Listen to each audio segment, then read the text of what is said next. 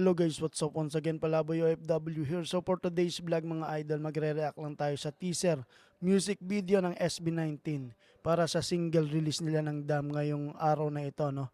February 28, 2025. So para sa akin ang SB19 sa Dam release nila ay nagpapahiwatig ng isang malalim at emosyonal na kwento. Ito yung sa music video release nila sa teaser na tumutugma sa tema ng kanilang paparating na EP.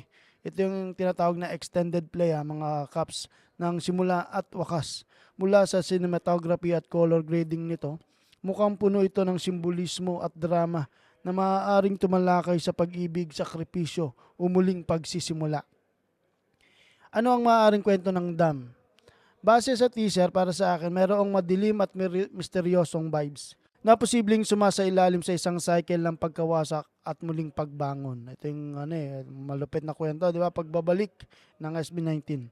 Ang paggamit ng ilaw at anino ay maaaring nagpapakita ng inner struggles o emotional turmoil na mararanasan sa kanta. Ang Dam mismo ay maaaring sumisimbolo sa pagpipigil ng emosyon o isang malaking harang sa pagitan ng isang tao at ang kanyang tunay na damdamin.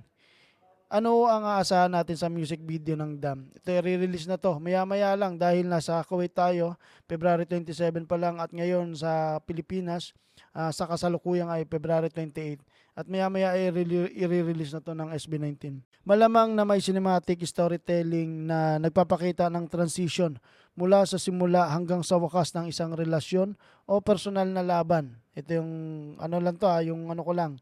Nakikita ko lang sa music video ng SB19. Makikita ang signature intense acting at performance ng SB19 na siguradong magbibigay ng impact sa mga manonood. Posibleng makakakita tayo ng mga metaphorical elements tulad ng tubig, ilaw o anino sa sumasalamin sa tema ng kanta. Tignan natin yan maya-maya. Mukhang magiging powerful at emotionally charged ang Dam. At siguradong mapapasabik ito sa mga 18 community, 18 members sa mas malalim na kahulugan ng kanta at music video nito. Excited ka na rin ba sa full release ng Dam SB19 simula at wakas? Abangan natin yan maya-maya mga Kaps.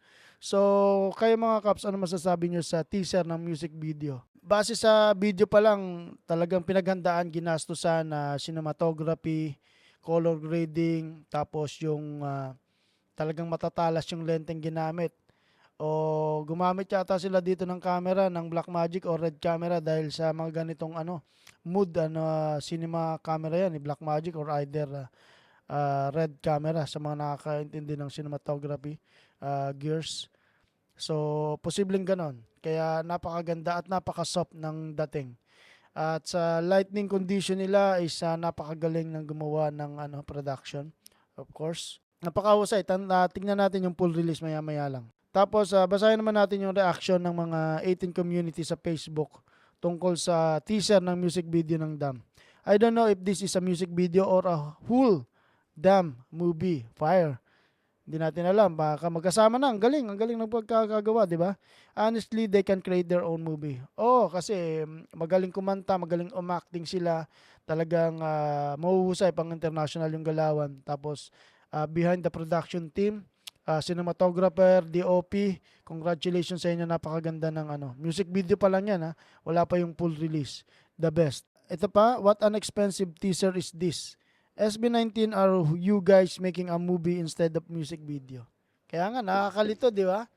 Hindi natin alam kung mapelikula na ba yung panonoodin natin or makikinig lang tayo ng kanta or manonood lang tayo ng simpleng music video.